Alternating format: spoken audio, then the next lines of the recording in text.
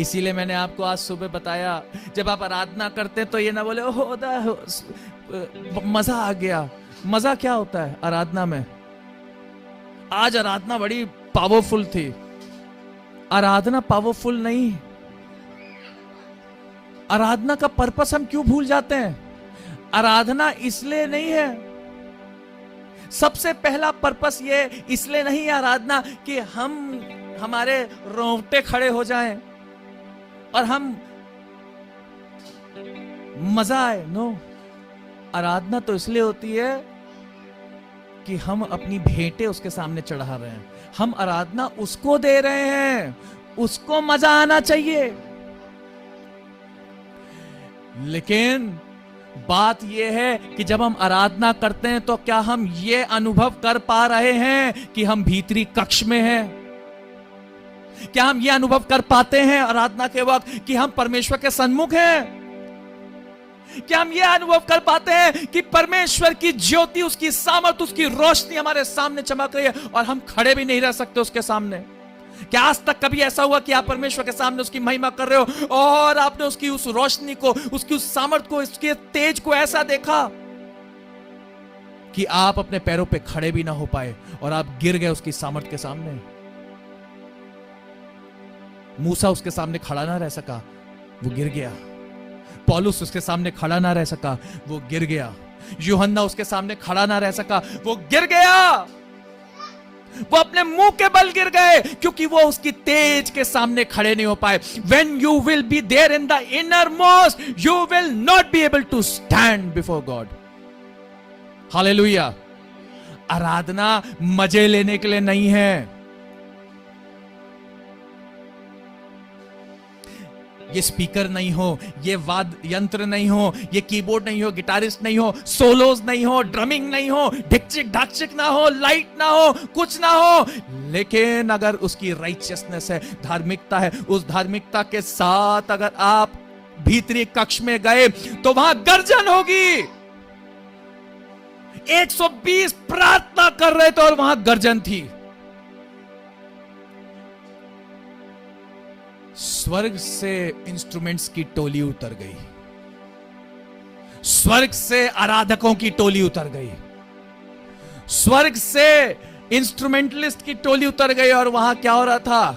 स्वर्ग से वहां नीचे आके वहां से ढिकचिक ढाकचिक हो रहा था, बड़ा sound. Hallelujah. You don't have to make an effort to electrify your worship. Let God electrify your worship. Hallelujah.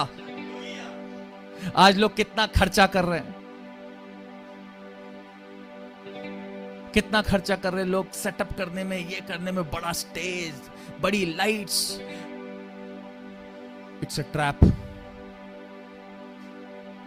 इन सबों को परमेश्वर के सामने क्या करना पड़ेगा? जवाब देना पड़ेगा कि तुम कौन सी दुकानदारी कर रहे थे।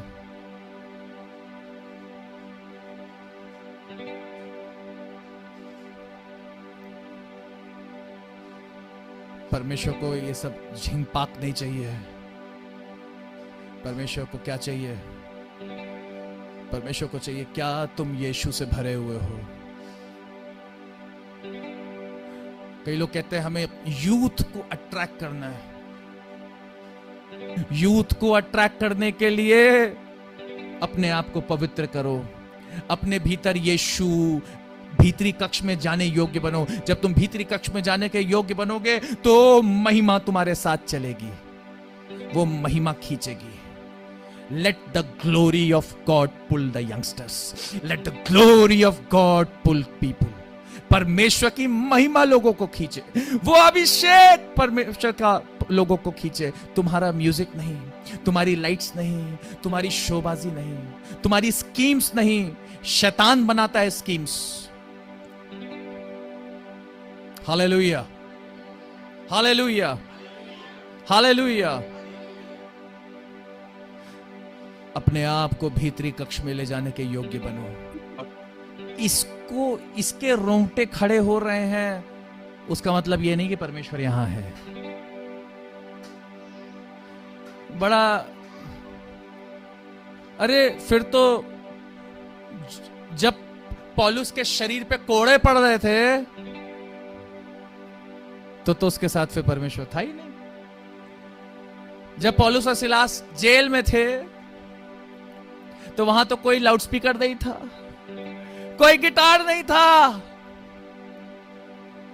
कोई बैंजो नहीं था, कोई गिटार सोलो नहीं था कि वहां एक कोड़ा पड़ा, लाठी पड़ी हुआ दिक दिक दिक दिक ताक दिक दिक दिक दिक दिक दिक ताक दिक दिक दिक। कोई बैकग्राउंड सिंगर्स नहीं थे। वहां तो दर्द था, वहां तो पीड़ा थी, वहां तो लत्तम जूते थे, वहां तो खून की धाराएं थी, वहां तो आह थी, शरीर पीड़ा में था, लेकिन प्राण आत्मा से कंट्रोल्ड थे। हालेलुया। प्राण को गूज बम्स शरीर नहीं दे रहा था, क्योंकि शरीर तो प्राण को क्या दे रहा था? दर्द। हालेलुया। लेकिन आत्मा प्राणों को सुकून, सांत्वना, शांति, उत्साह, आनंद और परमेश्वर का असीम प्रेम अनुभव करा रही थी।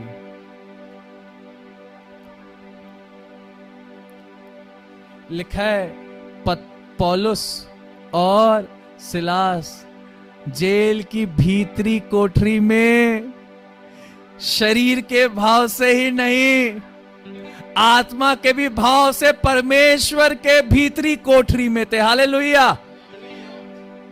वचन कहता है पौलुस और सिलास का कहां रखा गया था?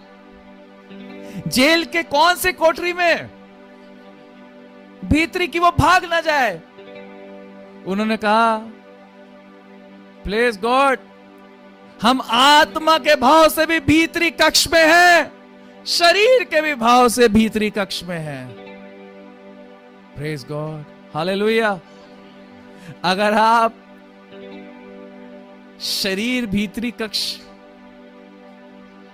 आत्मा अगर भीतरी कक्ष में है, द होलीएस्ट, पवित्र स्थान में, तो भले ही शरीर पे कोड़े क्यों ना पड़े, आप संतुष्ट रहोगे, आनंदित रहोगे। हालेलुया।